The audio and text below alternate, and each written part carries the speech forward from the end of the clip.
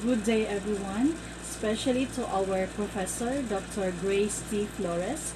I am Annabelle H. Tan. I will talk about the Dick and Carry model in instructional design. For our objectives for today, at the end of the session, we will be able to first identify the Dick and Carry model in instructional design.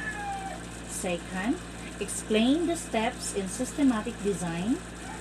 Third, use the Dick and Carry model in our classroom. The Dick and Carry model in instructional design.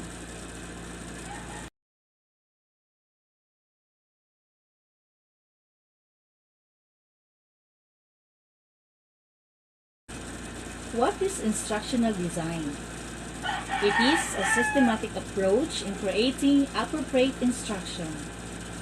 It allows for the development of instructional opportunities that effectively enhance the learning experience of our learners.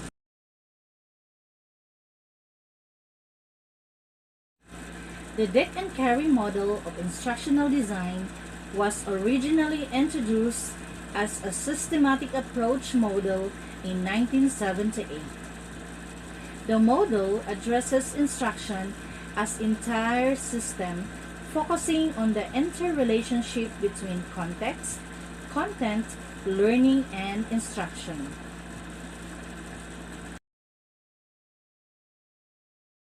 The Dick and Carry model is considered one of the most popular models for academic setting because its systematic approaches focuses on what the learners knows at the beginning of instruction and what they will be able to do at the conclusion of the lesson. This is according to Gustafson and Branch on 2002.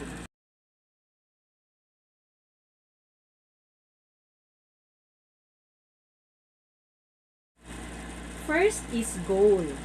Identifying the skills and knowledge that learners expect to be included in the instruction. It represents what someone would be doing if he or she were demonstrating and could already perform the goal. The goal analysis consists of identifying what it is the student will be able to do, not what they have been or will be taught, told, or read.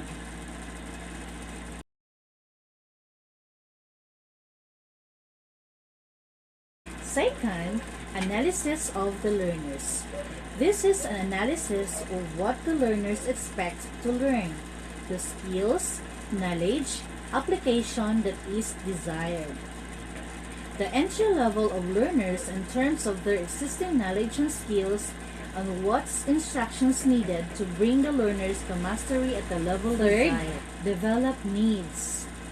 What learning should occur to bring the learners to the desired performance level? What should the learners already know or be able to do and how they learn best? What is the personal setting in which the skills and knowledge will be used? Instruction must contribute to meeting an identified need by providing the skills and knowledge expected. Knowing the learners, the need, the environment in which the learning will be used all contribute to developing the needs.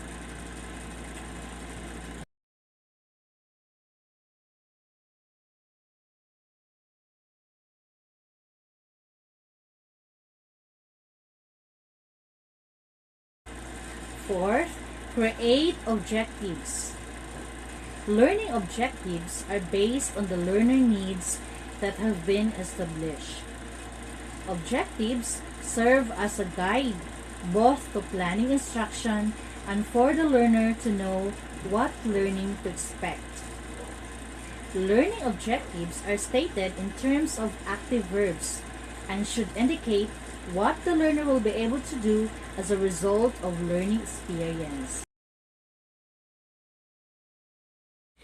Fifth, design the learning. Learning experiences reflect the learning indicated by the objectives. A meaningful learning experience is set in a context to enhance the type of learning, reflects needs and objectives, and prepares for the expected outcome.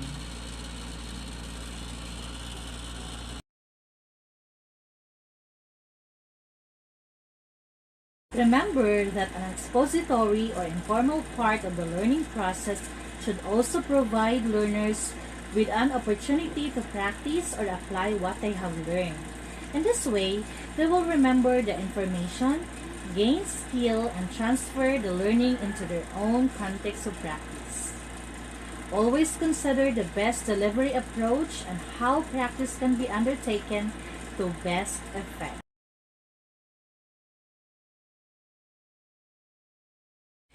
Sixth, participate in feedback. How did the learners do with their application? What was done correctly and what could benefit by doing done differently?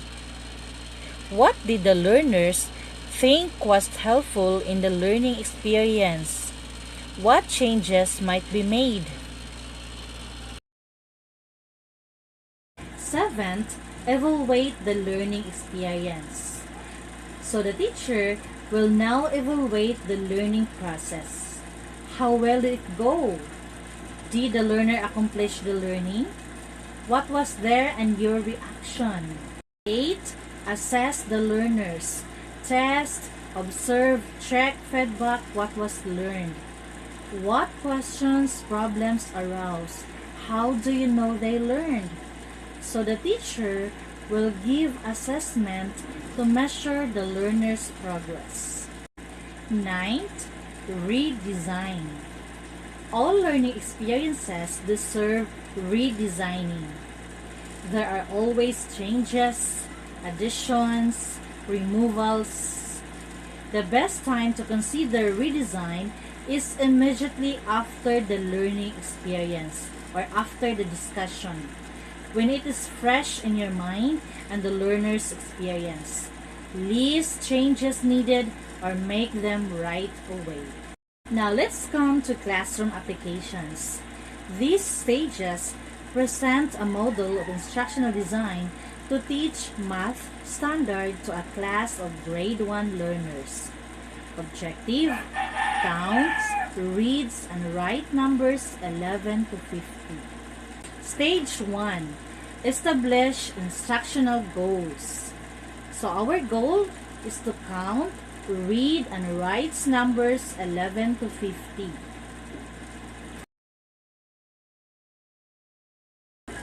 Stage 2. Conduct instructional analysis. The teacher will analyze the instruction to help the learners gain his or her goal. The learners will use manipulative materials such as blocks, stones, popsicle sticks, charts, number line in illustrating the numbers 11 to 50. Stage 3. Determine entry behavior and learner's characteristic. The teacher will analyze the learner's characteristic and entry behavior, such as skills, knowledge, and attitude. The teacher will identify pupils' strengths and weaknesses and the classroom environment. Stage 4. Writes performance objectives. What are the skills to be acquired? The pupils will be given manipulative materials. The learners will illustrate the numbers using the chart. The pupils will count and write numbers 11 to 50 using number line. Stage 5. Determine what criterion reference assessment will be used. The learners will complete the pre-test, practice test, and the post-test in order to demonstrate proficiency of targeted skills.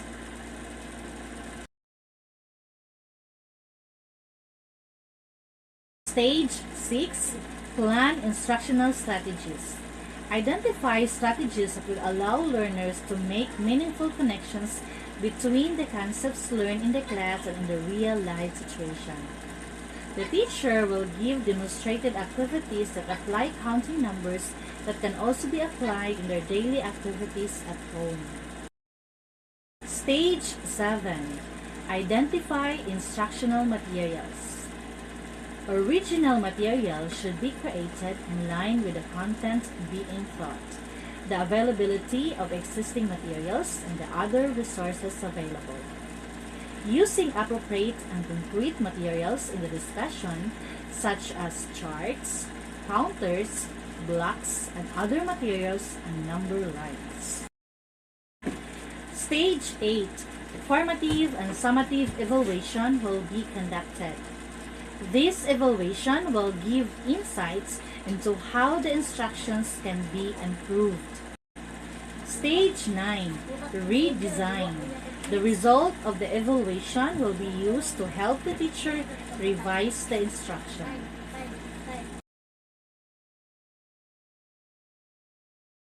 That ends my topic. This is Annabelle H. Tan. Thank you for listening.